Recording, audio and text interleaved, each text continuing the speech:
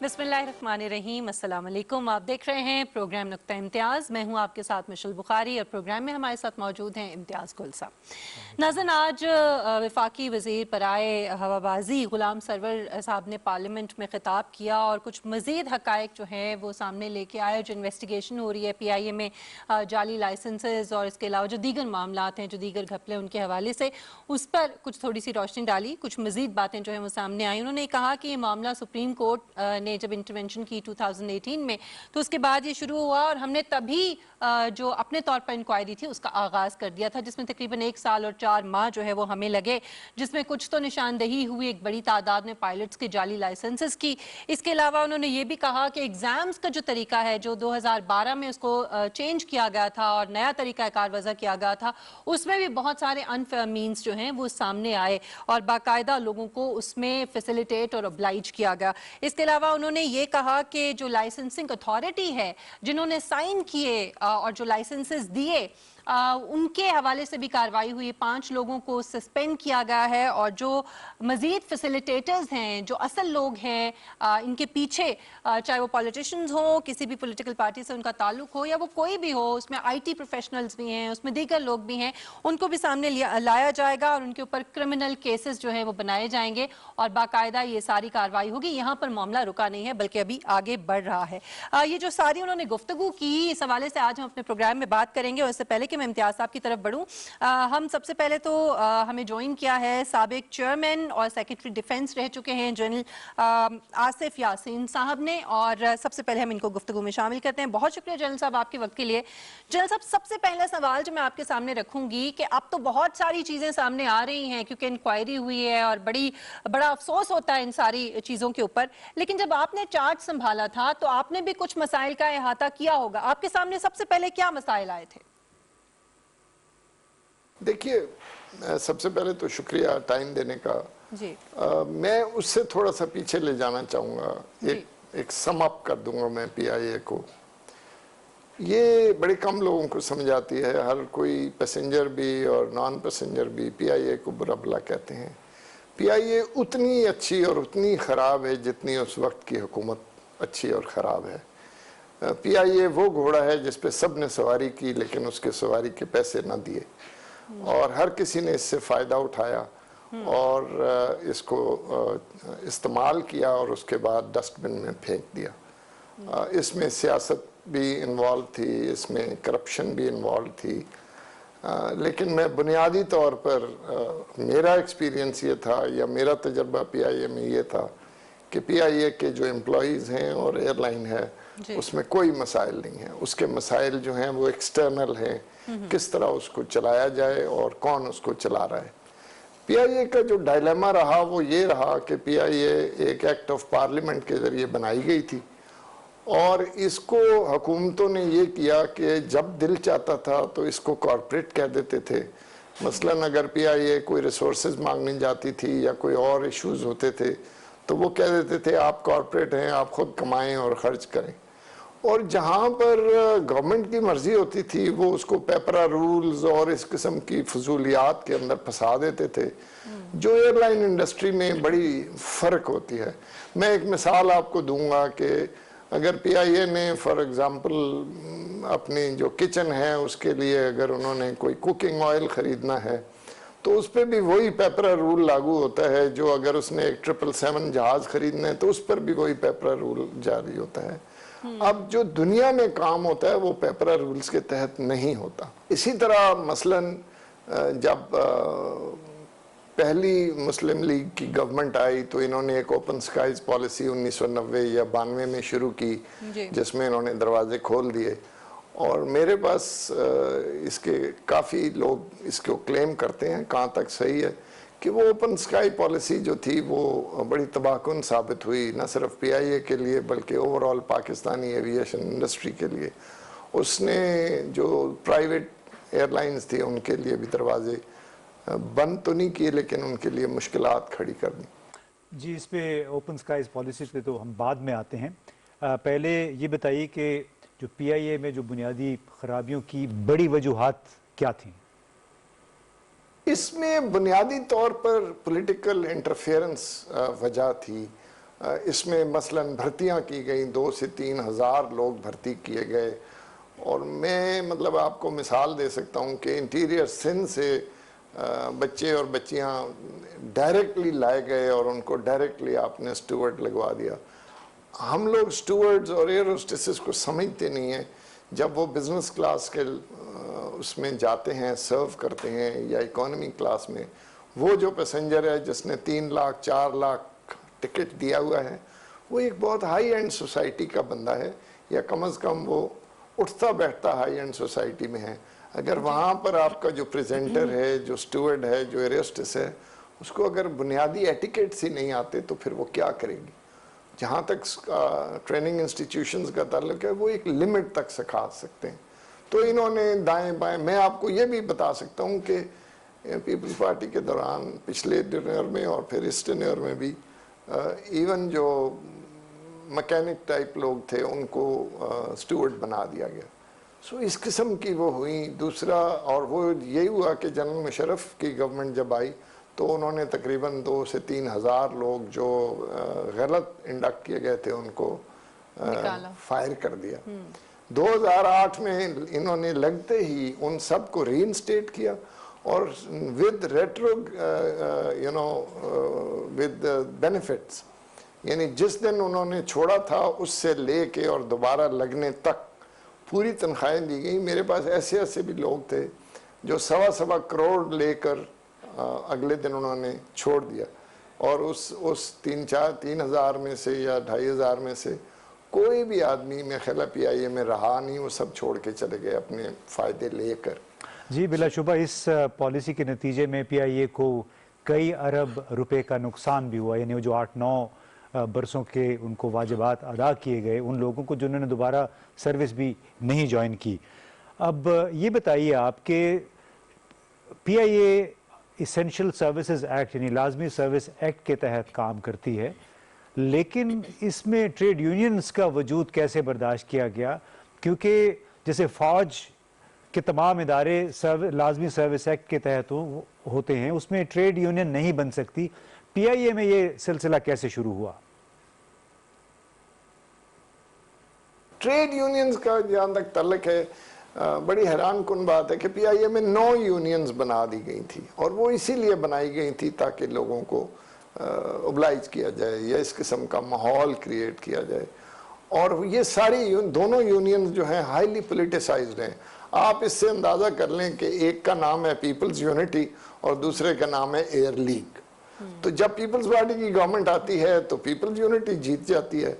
और अगर आप कभी, आपने शायद देखा होगा कि जब इलेक्शन हो रहे होते हैं तो एयरपोर्ट पे ऐसे लगता है जैसे सदारती इंतखाब हो रहा है। वहाँ पर जो पॉलिटिकल लीडर हैं उनकी ज़्यादा तस्वीरें लगी होती हैं और यूनियन लीडर्स की तस्वीरें कम होती हैं। डायलेमा यही है कि एक तरफ ये कॉरपोरेट इदारा है, दूसरी तरफ ये सरकारी इदारा है।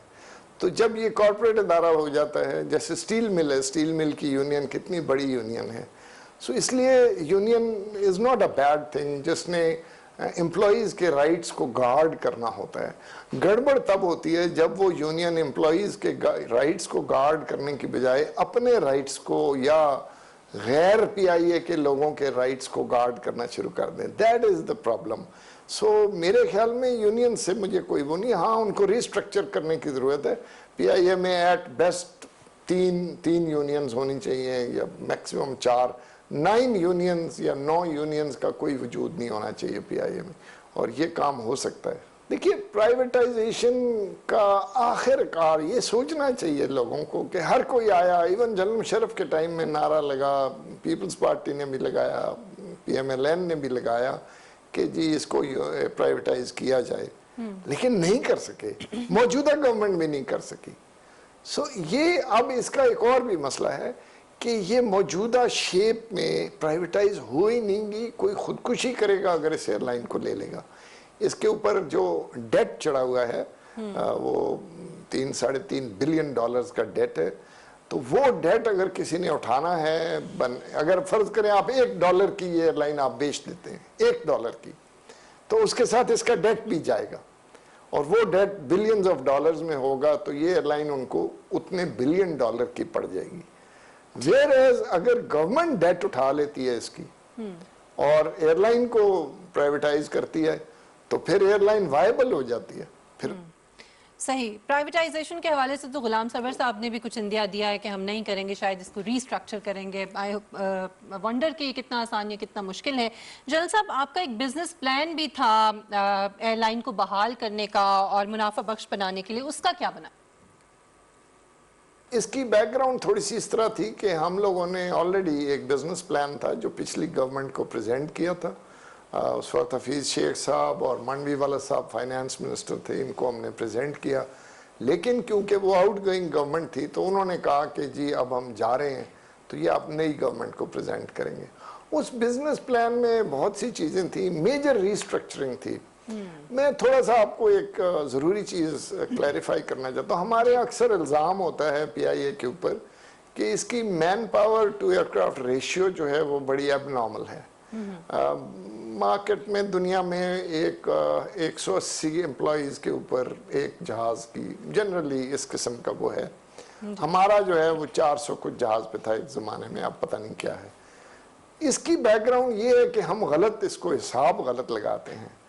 देखिए PIA हर काम खुद करती है, ground engineer, ground services, engineering, kitchen PIA के अपने हैं, और तो और PIA कोरियर एजेंसी स्पीडेक्स के नाम से चलाती है। अब ये तमाम एम्प्लॉयज़ जो हैं ये जहाज़ के साथ इनको काउंट किया जाता है।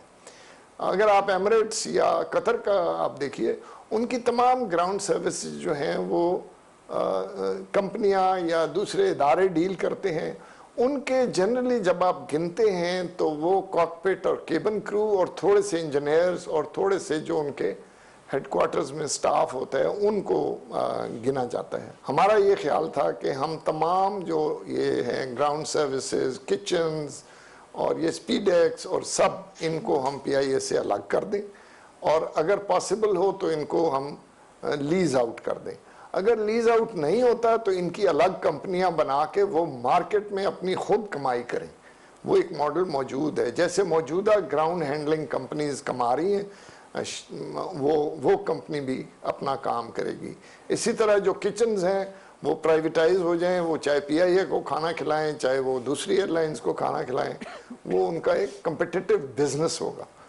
दूसरा इसके अंदर मेजर जो वो अमल दखल था वो था फ्लीट एक्सपेंशन का। PIA की फ्लीट तकरीबन 2008 से के बाद से एक्सपैंड नहीं हुई है, मोस्टली रिप्लेसमेंट का काम होता रहा और थोड़ा सा वो भी गलत हुआ। मसलन A320 जहाज़ इंडक्ट किए गए जिनके बड़े मसाइल हैं आज भी। दूसरा हमने ATR 72 इंडक्ट किया जी, जो मेरा ख्याल है ख़ुदकुशी के मुतरादिफ था। वो जहाज़ अगर आप कभी देखें, एक प्रोग्राम होता है जिसमें होता है वर्ल्ड्स वर्स्ट एयरक्राफ्ट, उसमें बहुत से अजीब अजीब जहाज़ हैं, उसमें ATR 72 भी शामिल है।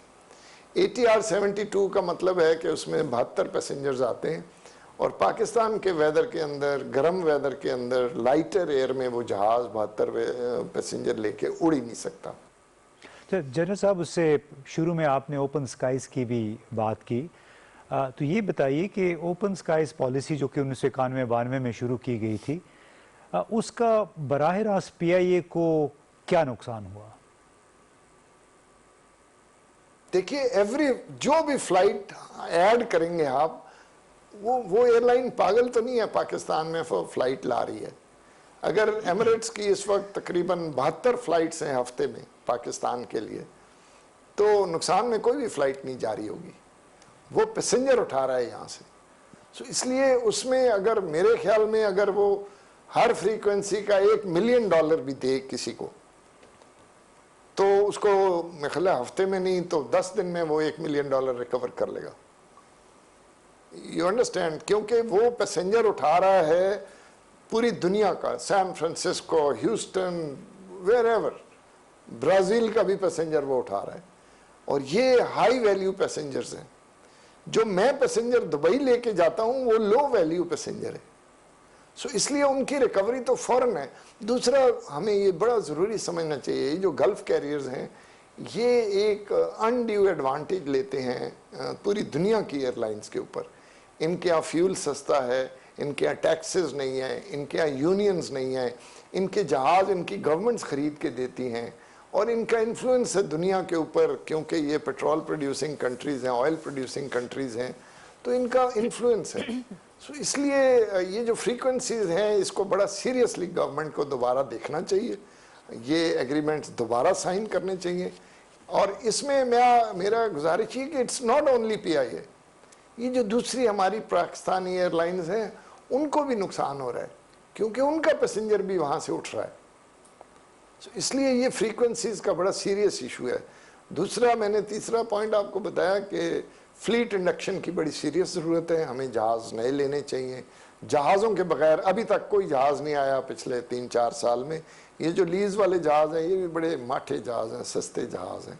सो हमें फ्लीट को ठीक करना चाहिए, हमें टिकटिंग सिस्टम को ठीक करना चाहिए। इसके अंदर बहुत घपला था, काफ़ी हद तक ठीक किया गया था कुछ अर्से पहले, लेकिन और ज़रूरत है इसको, फ्लीट का जो टिकटिंग सिस्टम है इसको ठीक करने की। बहुत शुक्रिया जनरल आसिफ यासीन साहब। इम्तियाज साहब, काफ़ी हद तक क्लैरिटी हुई है, बहुत सारे सवालों के जवाब मिले। एक तो उन्होंने जो शुरू में कहा कि PIA अच्छी है बुरी नहीं है, जितनी अच्छी है बुरी हुकूमत आती रही उतना अच्छा या बुरा PIA था। लेकिन अब अगर हुकूमत अच्छी भी हो तो जो इतना बिगाड़ आ चुका है इतने अरसे में, उसको सुधारना तो उसमें वक्त तो लगेगा, बड़ा मुश्किल है। जी, बड़ी एक दिलखराश दास्तान है कि एक इतनी बड़ी एयरलाइन जिसको एयर मार्शल नूर खान ने संभाला, उनको जब MD बनाया गया था तो उनकी उम्र 38 बरस थी। अच्छा। और उनका ये कहना था कि जब उनसे पूछा गया कि आपने अपने ट्रेड यूनियंस और स्टाफ के साथ मिल के इस एयरलाइन को इतना मुनाफा बख्श कैसे बनाया, तो उन्होंने कहा कि सिर्फ 3 अल्फाज में इसका राज पिन्हा था, और ये था कि खुलूस और इस्तिकामत और बामकसद खिदमत, 3 अल्फाज। और फिर अपने 2011 में अपनी वफ़ात से कुछ अर्सा कबल उन्होंने किसी तकरीब में बड़े अफसोस, रंज और मलाल के साथ ये बात कही कि आज मुझे बहुत अफसोस है कि PIA का जो ख़राब हाल है, जो नतात है, मैं उसके लिए बैड गवर्नेंस या बुरी गवर्नेंस का लफ्ज़ नहीं इस्तेमाल करूँगा, बल्कि मैनेजमेंट का एब्सोल्यूट फुकदान है। यानी टोटल उनका कि मैनेजमेंट है ही नहीं है वहाँ। अब उसकी वजह से जो ज़ाती मफादात हैं, उन्होंने कहा उसने ये जो शाहीन था बुलंदियों को छू रहा था, यानी PIA, उसको बिल्कुल मुक़य्यद कर दिया है, उसको जकड़ के रख दिया है उसने। और उसका हम नतीजा देखते हैं कि आज 3-3.5 अरब डॉलर की ये एयरलाइन मकरूज़ हो चुकी है। बहुत अरसे के बाद एक और एयर मार्शल साहब को ये फरीज़ा सौंपा गया है, लेकिन अब चूँकि हालात बहुत बदल चुके हैं, एक नया तजर्बा बज़ाहिर किया जा रहा है PIA में, लेकिन मुझे कोई यकीन नहीं है कि ये जो नया तजर्बा है ये कामयाब होगा या नहीं। और जैसा कि आपने कहा कि इसकी जो तबाही है, जब मर्जी के लोगों को लगाया जाएगा मुख्तलिफ जॉब्स के ऊपर, और जब पोलिटिसाइज कर दिया जाएगा किसी इदारे को, तो जाहिर है कि उसका फिर यही हाल होगा। लेकिन फिर भी उम्मीद पे दुनिया कायम है, उम्मीद करते हैं कि ये इदारा हमारा जो है इसकी रीस्ट्रक्चरिंग हो प्रॉपर तरीके से और ये ठीक हो। नाज़रीन, एक ब्रेक मुझे लेना है, यहाँ ब्रेक के बाद जब हम वापस आएंगे तो बात करेंगे FATF का मामला आजकल फिर से ज़ेर बहस है, इसी के ऊपर गुफ्तगू करेंगे एक ब्रेक के बाद।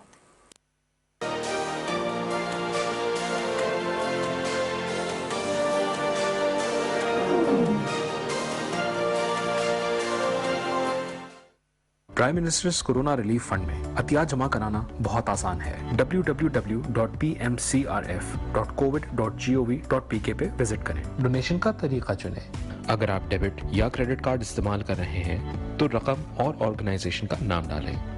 SMS के जरिए डोनेशन के लिए 6677 पर SMS भेजें। ऑनलाइन बैंक ट्रांसफर चुनने पर आपको prime ministers corona relief fund की अकाउंट डिटेल्स दी जाएंगी। जैज़ कैश के जरिए अतिया जमा करवाने हो तो jazz cash app, USSD code या जैज़ की वेबसाइट का इंतखाब करें। आप इजी पैसा का भी इस्तेमाल कर सकते हैं। तो आगे आएं और prime ministers corona relief fund के जरिए पाकिस्तान के लिए कुछ मिलकर करें।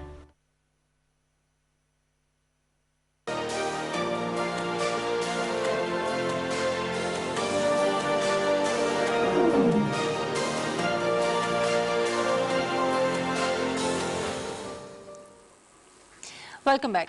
नाज़रीन, पाकिस्तान के हवाले से FATF का इजलास जो है वो अक्टूबर में होने जा रहा है और पाकिस्तान को मनी लॉन्ड्रिंग और टेरर जो फाइनेंसिंग है उसको रोकने के लिए और इकदामात के लिए एक फहरिस्त दी गई है और पाकिस्तान को अक्टूबर में पेरिस में होने वाले इजलास में इसके हवाले से रिपोर्ट जो है वो पेश करना है। इस हवाले से वफाकी वज़ीर शिबली फराज साहब ने इस पर गुफ्तगू की है और एक बयान में उन्होंने कहा कि FATF जो है वो कानून साजी में, इसकी कानून साजी में सौदेबाजी बदकिस्मती है। उन्होंने कहा कि FATF के नाम पर ऑपोजिशन का रियायत मांगना दुरुस्त नहीं होगा। उन्होंने ये भी कहा कि ऑपोजिशन FATF को पाकिस्तान का मसला समझे और ऑपोजिशन की कोशिश ये है कि इससे जितना फायदा उठा सकती है वो उठा ले, लेकिन हम मुल्की मफाद के खिलाफ कोई काम नहीं होने देंगे, इस पर कॉम्प्रोमाइज नहीं करेंगे। इम्तियाज साहब, आज शिबली फराज साहब को ये कहने की जरूरत क्यों महसूस हुई? क्या FATF एक सियासी जमात का सिर्फ मसला है, ये पूरे मुल्क का मसला नहीं?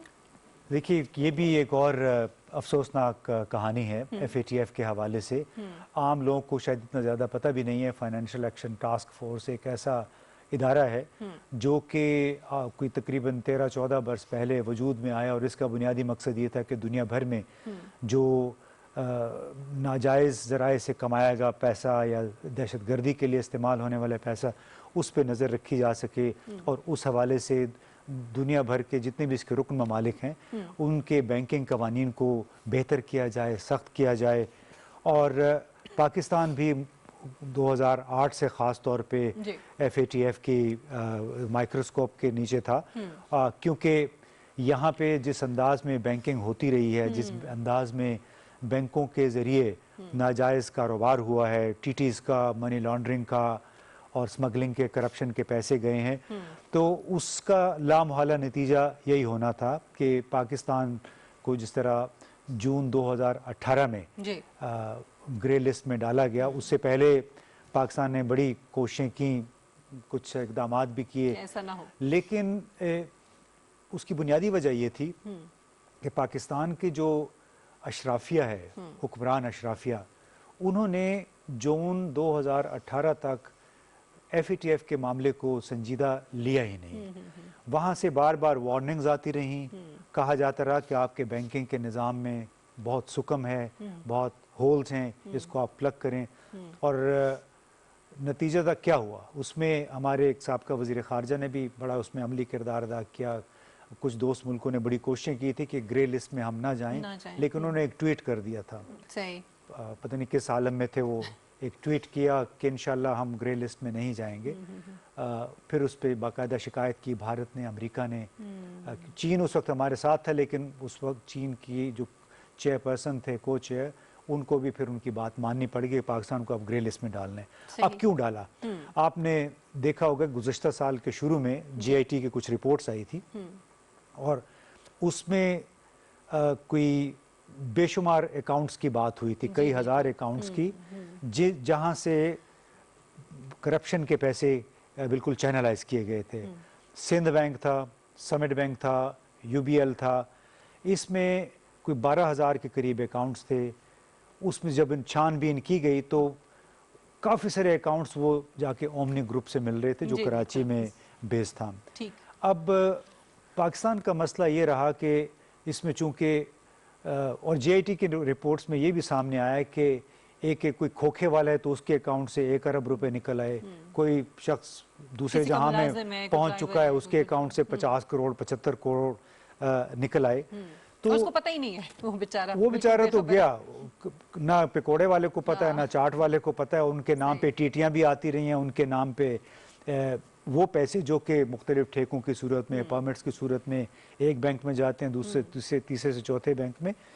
अब ये वो मामला थे जिस पे नज़र रखनी थी फाइनेंशियल मॉनिटरिंग यूनिट ने। ठीक, financial monitoring unit state bank के बाद एक इंतहाई अहम इदारा है जिसका बुनियादी काम इन्हीं उमूर पे नज़र रखना है और तमाम बैंक इसके नीचे काम करते हैं। और एक बुनियादी एक कानून था वो ये कि जिस बैंक से भी 20 लाख या इससे ज़्यादा का कैश विड्रॉल होगा, यानी कोई उस बैंक से 20 या 20 लाख से ज़्यादा पैसे निकालेगा तो वो बैंक फाइनेंशियल मॉनिटरिंग यूनिट को रिपोर्ट करेगा। ओके, ठीक है। लेकिन आपको हैरानी होगी कि चूँकि गुज़श्ता दौरे हुकूमत में हमारे बड़े ज़बरदस्त हुक्मरान थे, उनकी मौजूदगी के बावजूद बड़े बड़े एक दिन में 20-20, 30-30 करोड़ का कैश निकाला गया बैंकों से। और ये बाकायदा एक ऐसी ऑडिट किया था स्टेट बैंक ने खुद, GIT रिपोर्ट से पहले स्टेट बैंक ने एक ऑडिट किया था और उनका ये कहना था कि ये बिल्कुल तैयार केसेस हैं चंद बड़े लोगों के खिलाफ। वो रिपोर्ट उन्होंने फिर सेफ में रख दी, सील कर दी। उसके बाद फिर JIT की रिपोर्ट भी आ गई। और उसकी वजह क्या थी? हमारे वज़ीर ख़जाना साबका इसहाक डार साहब, एक कायमा कमेटी का इजलास था, उसमें साबका स्टेट बैंक के गवर्नर भी मौजूद थे।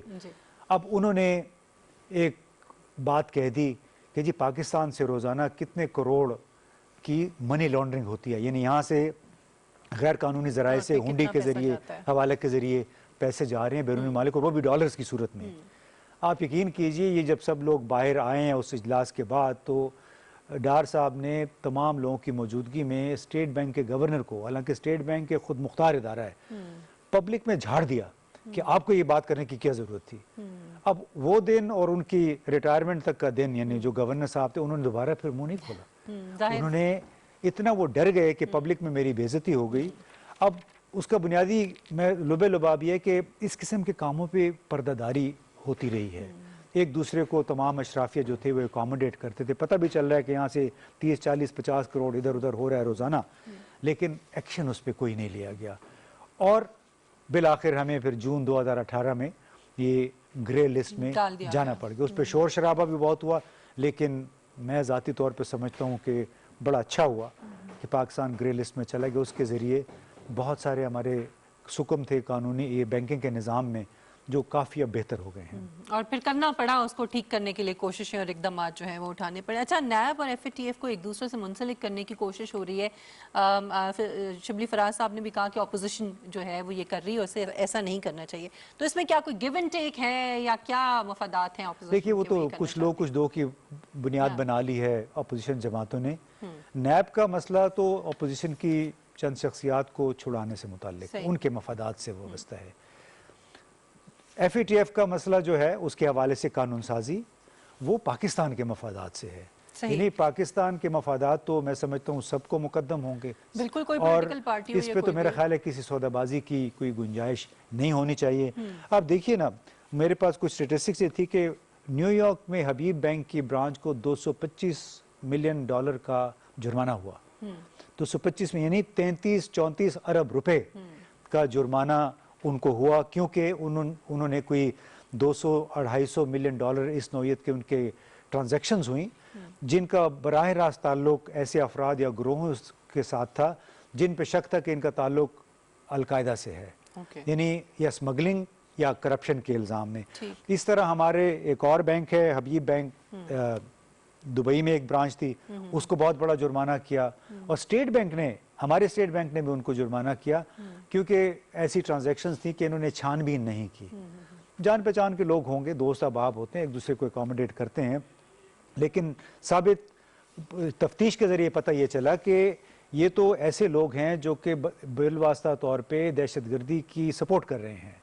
तो उस वजह से फिर आपको मालूम है कि स्टेट बैंक को वहाँ भी जुर्माना हुआ, न्यूयॉर्क में, दुबई में, इसके अलावा 1-2-3 और बैंक हैं उनको भी जुर्माना हो चुका है।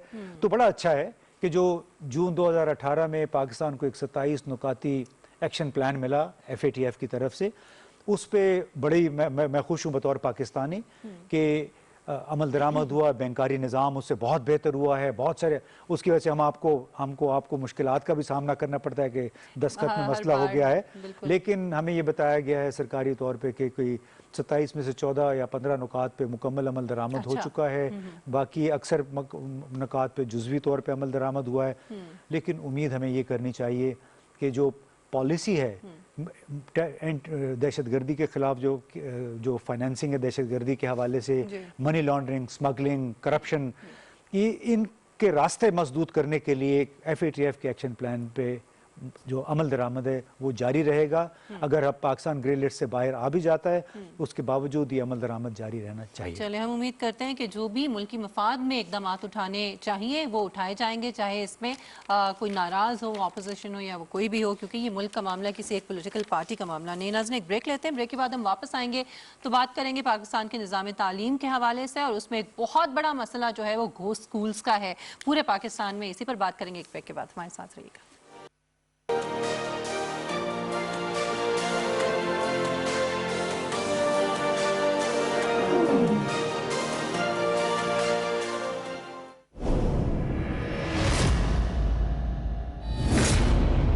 इरादा ये है तुम्हारा कि मुझे भी उन सलीबियों के हाथों मरवाओगे जिनकी गुलामी में अपनी और कबीले की इज्जत बेच चुके हो कुतुब।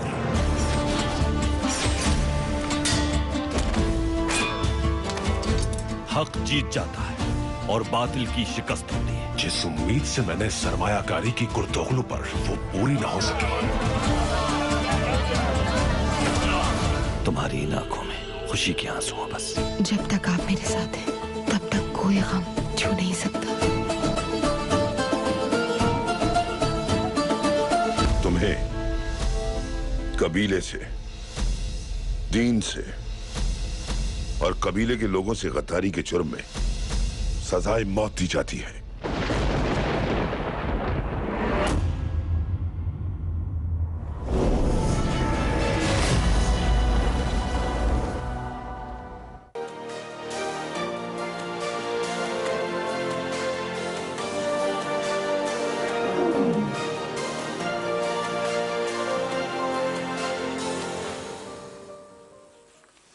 ब्रेक के बाद खुशामदीद। नाज़रीन, एजुकेशन के हवाले से बजट में हर मरतबा फ़ंड्स मुख्तस किए जाते हैं, सूबों के भी, वफाक के भी, लेकिन अनफॉर्चुनेटली हम ये देखते हैं कि इसका सही जो मसरफ़ है वो सामने नहीं आता। और अभी भी पाकिस्तान के मुख्तलिफ इलाकों में, अभी गुज़श्ता दिनों हमने अपने ही प्रोग्राम में बलूचिस्तान के हवाले से बात की थी और वहाँ पर जो घोस्ट स्कूल्स हैं उस पर हमने कुछ थोड़ा सा हमने जायज़ा लिया था और एक बहुत बड़ी तादाद, हज़ारों की तादाद ऐसे स्कूल्स की वहाँ मिली थी। सिर्फ बलूचिस्तान की बात नहीं है बल्कि सिंध, केपी के, पंजाब के अंदर भी इस तरह के बहुत से स्कूल्स जो हैं वो मौजूद हैं और ये बड़ा ही अफसोसनाक है क्योंकि जाहिर है कि इतने सारे ऐसे बच्चे जो सामने आपके पेपर्स में मौजूद होते हैं कि इन स्कूल्स में असातिज़ा उनको तनख्वाहें जा रही हैं, वो स्कूल में हैं, स्कूल की मेंटेनेंस के हवाले से भी पैसा जा रहा है, लेकिन वो स्कूल्स एग्जिस्ट ही नहीं करते, वो गैर फाल हैं। तो आज हम इसी हवाले से गुफ्तगू करेंगे प्रोग्राम में और हमें ज्वाइन किया है इस वक्त तालीम के शोबे से मुंसलिक गैर सरकारी तंजीम असर की सरबराह बेला जमील साहिबा ने। बहुत शुक्रिया बेला जमील साहिबा आपके वक्त के लिए। सबसे पहले तो मैं आपसे पूछना चाहूंगी कि आप हर साल इस हवाले से कुछ सर्वेज भी आपका इदारा करता है, तो इस वक्त कुछ अंदाजा है आपको कि कितने घोस्ट स्कूल्स हैं पाकिस्तान के अंदर और क्या उसके हवाले से उनके सद्देबाब के लिए भी कुछ हो रहा है? बहुत बहुत शुक्रिया। तो असर इदारा तालीम व आगही का एक बहुत बड़ा फ्लैगशिप प्रोग्राम है जो हर साल आदाद शुमार ख़ुसूसी तौर पे बच्चे क्या सीख रहे हैं और क्या नहीं उसके हवाले से एक असेसमेंट करता है। उसमें हम कुछ स्कूल्स को भी देखते हैं, उन्हीं गांव में जाके या उन्हीं मोहल्लों में जहाँ से बच्चों का हम की असेसमेंट करते हैं, वहाँ पे देखते हैं कि जिस स्कूलों में बच्चे जा रहे हैं उनके हाल क्या है। मैं घोस्ट स्कूल्स के हवाले से दो बातें कहना चाहती हूँ। एक तो ये कि घोस्ट स्कूल्स के ऊपर तमाम हुकूमतों ने और तमाम डिपार्टमेंट्स ऑफ एजुकेशन ने पिछले 10 साल में काफ़ी सीरियस एक्शंस लिए हैं। अच्छा। और ये बात काबिल गौर है क्योंकि उसमें बायोमेट्रिक्स का जो सिलसिला चला टीचर्स को काउंट करने का और फिर फैसिलिटीज़ को देखने का, तो पाकिस्तान भर में जो हमारा EMIS सिस्टम है या मैनेजमेंट इंफॉर्मेशन सिस्टम्स है तालीम का, वो बहुत बेहतर हो चुका है, बहुत हद तक डिजिटाइज हो चुका है और उसमें बहुत सारे लोगों की काविश ये भी रह चुकी है कि ऐसे स्कूल जो कि काम नहीं कर रहे या जहाँ पे टीचर्स नहीं जा रहे या जहाँ पे तुलबा की तादाद बिल्कुल ही कम है या ज़ीरो है, उसको रैशनलाइज और मर्ज किया जाए।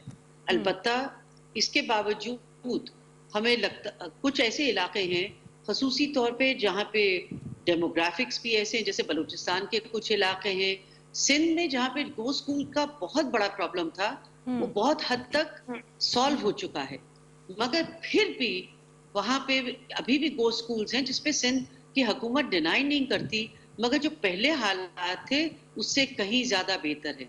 हाँ, अलबत्ता घोस्ट स्कूल जैसे basic education community schools project था और है, चल रहा है, 12,000 स्कूल्स हैं, 30 बच्चों पे मुश्तमिल। जब इतने छोटे स्कूल्स हों तो वहाँ पे यकीनन बहुत सारे इश्यूज आ जाते हैं। सर 2,500 बेक्स के स्कूल्स थे जो कि एक वफाकी इनिशिएटिव था, उसमें बहुत सारे चैलेंजेस हैं और अभी भी चल रहे हैं।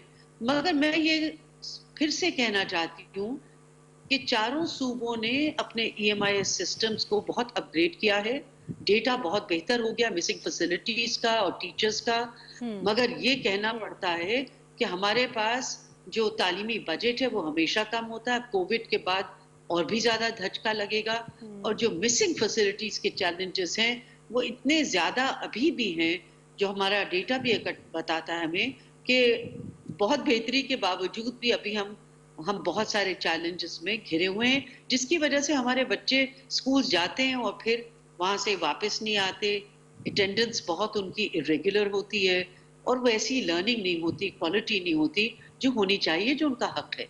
अच्छा, ये बताइएगा कि तो बड़ी अच्छी बात है अगर आप बता रही हैं कि चारों सूबों में हालात काफ़ी बेहतर हो गए हैं, लेकिन घूस हवाले से जी गो स्कूलों के हवाले से, लेकिन ये भी साथ साथ खबरें आती हैं कि इन स्कूलों में बायोमेट्रिक का जो निज़ाम लगाया जाता है कई स्कूलों में वो ख़राब है या ख़राब कर दिया जाता है, और ये वो मिसालें हैं जो कि कई सरकारी इदारों में, शहरों में देखने में आती हैं।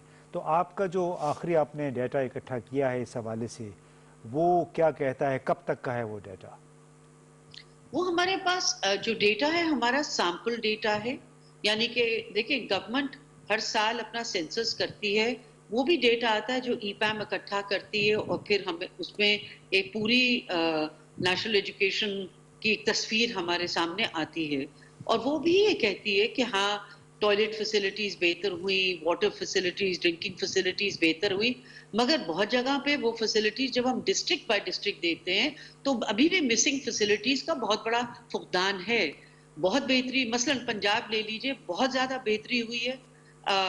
कुछ इलाके खैबर पख्तूनख्वा के लीजिए, बहुत ज्यादा बेहतरी हुई है। सिंध अभी भी बहुत स्ट्रगल कर रहा है। अगर मसलन 50% टॉयलेट्स काम कर रहे थे और 55 बेहतर हो गए तो आप कहेंगे 5% बेहतर हो गए, मगर इसका मतलब है कि 45% बच्चों को अभी भी टॉयलेट मुयसर नहीं है, फंक्शनिंग टॉयलेट, और क्लीन ड्रिंकिंग वाटर नहीं मुयसर है।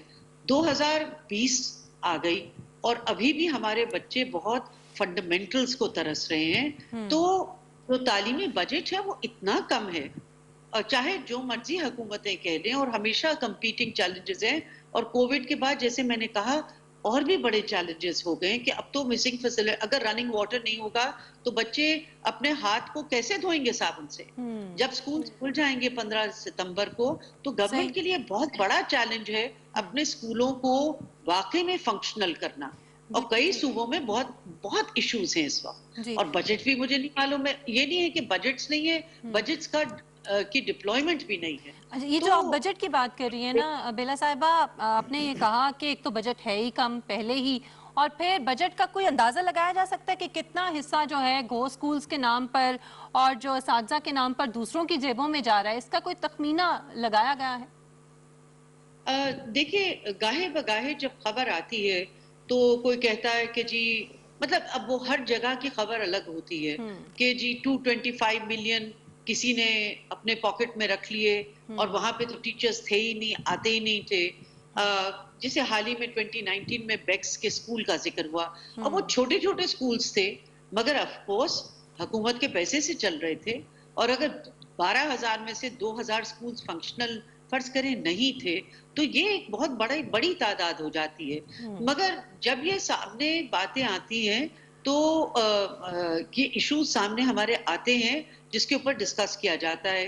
मगर मैं सिंध की फिर से बात इसलिए करूंगी कि आज से कोई 10 साल पहले तक हमारे यहाँ तकरीबन 8-9 हजार इस तरह से गो स्कूल्स थे। अच्छा। यानी कि दैट्स अ लार्ज नंबर, मगर सिंध ने उसको बहुत सिस्टमैटिकली गो स्कूल्स को खत्म भी किया, ऑल्दो अभी भी कुछ हैं, ये नहीं वो कहते कि बिल्कुल खत्म हो गए, मगर बहुत कम हो गए हैं। अलबत्ता वहां पे चैलेंजेस दूसरे किस्म के हैं। जब आपके पास 72%, 91% स्कूल्स में 1 और 2 टीचर स्कूल्स होंगे, तो जिस दिन एक टीचर नहीं आएगी तो वो गो स्कूल ही तकरीबन, मतलब वो खाली हो जाता है। वो बहुत चैलेंजेस हैं। या जहाँ पे बच्चे बहुत कम जा रहे हैं तो वो भी इर्रेशनल स्कूल्स हैं, उसके ऊपर काफी काम भी हो रहा है। मगर ये मैं कहूंगी कि हर साल डेटा हमारा बहुत बेहतर होता गया है, क्योंकि हर महीने या हर दूसरे महीने गवर्नमेंट डेटा हर स्कूल में जाके अपने, जैसे पंजाब में MES को भेजती है, इसी तरह से लोग जाके इंडिपेंडेंट थर्ड पार्टी डेटा इकट्ठा करती स्कूल्स में कि वो फंक्शन कर रहे हैं या नहीं, और ये डेटा छपता भी है। तो एज आई सेड कि एविडेंस बेहतर हो रहा है, डेटा बेहतर होता है। क्वेश्चन ये है कि जब डेटा अच्छा होता है तो क्या हम उसको अच्छी तरह इस्तेमाल करके उस पर अमल दरामद करते हैं कि मिसिंग फैसिलिटीज बेहतर हो जाए, टीचर्स इरेगुलर हैं तो रेगुलर हो जाए, टीचर्स कम हैं तो ज्यादा हो जाए, क्योंकि इससे हमारी नस्लें बर्बाद हो रही हैं, क्योंकि हमारी क्वालिटी ऑफ बेला साहब, टाइम एजुकेशन चूंकि हमारे पास कम रह गया, इम्तियाज साहब आपसे कुछ पूछना चाह रहे हैं। इम्तियाज ये साहब, बताइए कि जो सरकारी ज़राए से आपको डेटा मिलता है उसकी तस्दीक वेरिफिकेशन किस हद तक हो सकती है? मैं आपको अगर एक मिसाल दूं कि सिंध में मतलब किस हद तक वो काबिल एतमाद डेटा आपको अदाद शुमार मिलते हैं कि सिंध में एक 10 साल पहले एक बहुत बड़ी पानी के लिए वाटर फिल्ट्रेशन प्लांट की एक स्कीम शुरू की गई। अब कागज़ों में तो उसमें कई 100 वाटर फिल्ट्रेशन प्लांट लगे हुए थे, उसकी बाकायदा सर्विस कॉन्ट्रैक्ट था, उसके पैसे भी उन लोगों को जा रहे थे जो वो वाटर फिल्ट्रेशन प्लांट चला रहे थे। लेकिन दर हकीकत ऑन ग्राउंड बमुश्किल 100 वाटर फिल्ट्रेशन प्लांट थे।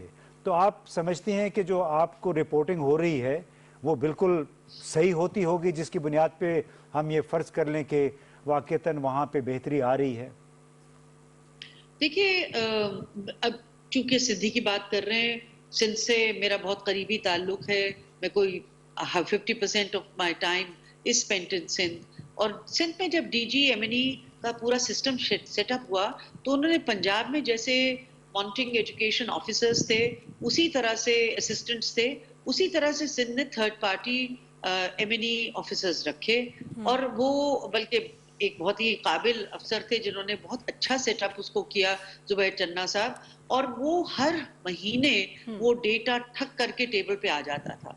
और मुझे याद है कि जब सेक्रेटरी साहब उस डेटा को देखते थे और उस डेटा से हर चीज सामने आ जाती थी कि क्योंकि सिंध गवर्नमेंट को भी बहुत शर्मिंदगी थी कि हर दफा सिंध के बारे में यही कहा जाता है कि भाई यहाँ के निज़ाम तालीम बेहतर नहीं है, गवर्नेंस बेहतर नहीं है। और ये सच है कि गवर्नेंस के चैलेंजेस बहुत हैं।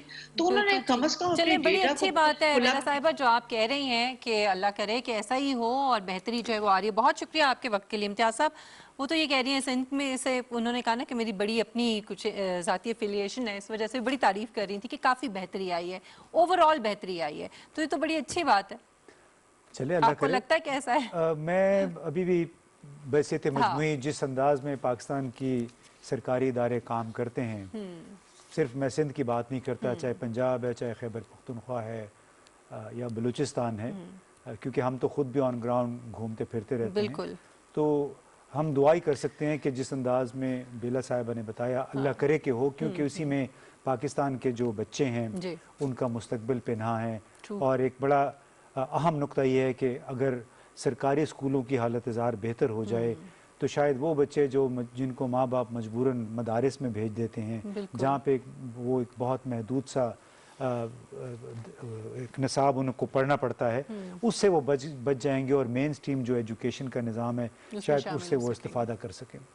ठीक है नाज़रीन, वक्त प्रोग्राम का यहाँ पे ख़त्म होता है और हमारी ये कोशिश होती है कि हम वो मसाइल जो आवाम के मसाइल हैं, जो असल इशूज़ हैं, उनके ऊपर बात करें। आने वाले दिनों में भी इसी किस्म के मौज़ूआत के ऊपर हम गुफ्तगू करते रहेंगे। मिशल बुखारी को, इम्तियाज़ गुल साहब को इजाज़त दीजिए। अपना बहुत ख्याल रखिएगा। अल्लाह हाफ़िज़।